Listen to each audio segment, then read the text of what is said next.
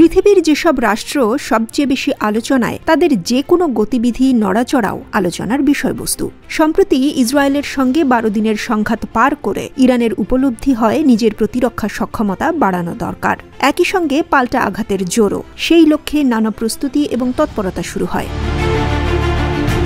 সেই সব কর্মকাণ্ডের প্রতিটি আলোচনায় এর মধ্যে দেশটির সদ্য গঠন করা জাতীয় প্রতিরক্ষা পরিষদ নিয়ে জল্পনা কল্পনা ডালপালা ছড়াচ্ছে। কিন্তু কেন? ওই পরিষদ গঠনের পরপরই ইরানের সামরিক বাহিনীর সর্বাধিনায়ক আমির হাতামি হুঁশিয়ারি দিয়েছেন, ইসরায়েল থেকে আসা হুমকি এখনও বিদ্যমান এবং তা অবমূল্যায়ন করা মোটেও উচিত নয়। এর জেরেই এবার ওই প্রতিরক্ষা পরিষদ গঠন করা হচ্ছে বলে ধারণা করছেন বিশ্লেষকরা।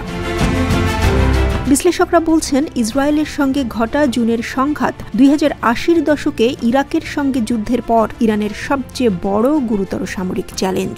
সেক্ষেত্রে এখন স্বাভাবিকভাবেই নিজেকে আরও গোছাবে ইরান।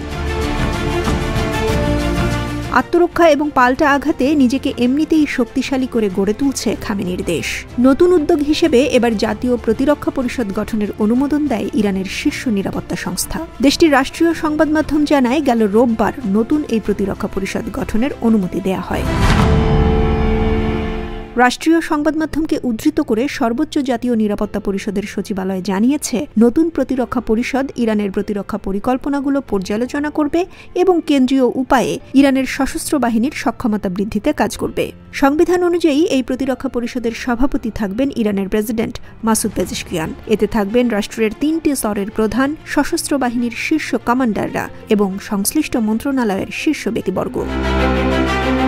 হাতামি আরও বলছিলেন যে ইসরায়েলের হুমকি এখনও গুরুতর ঝুঁকি তৈরি করছে। 1% হুমকিকেও 100% হুমকি হিসেবে বিবেচনা করা উচিত বলে মনে করেন তিনি। তার মতে, শত্রুকে অবমূল্যায়ন করা বা তার হুমকিকে অবহেলা করা উচিত নয়। ফলে ইরানের ক্ষেপণাস্ত্র এবং ড্রোন বাহিনী সদা জাগ্রত।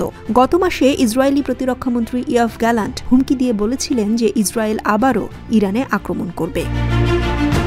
নতুন প্রতিরক্ষা পরিষদ গঠন করেই ক্ষান্ত নয় তেহরান। আত্মরক্ষা এবং পাল্টা আঘাতের প্রস্তুতি হিসেবে একটি হাইপারসনিক ক্ষেপণাস্ত্র তৈরি করেছে দেশটি। আইআরজিসির অ্যারোস্পেস ফোর্সের কমান্ডার ব্রিগেডিয়ার জেনারেল আমির আলী হাজিজাদে বলেন, এই ক্ষেপণাস্ত্র প্রায় অপ্রতিরোধ্য। শত্রুদের প্রতিরক্ষা ব্যবস্থার জন্য এটা একটা বার্তা। এই ক্ষেপণাস্ত্র বায়ুমণ্ডলের বাইরে থাকা অত্যাধুনিক প্রতিরক্ষা ব্যবস্থাকেও ফাঁকি দিতে পারে বলে আইআরজিসির পক্ষ থেকে জানানো হয়েছে। ফলে আঁটঘাট বেঁধেই তৈরি হচ্ছে ইরান।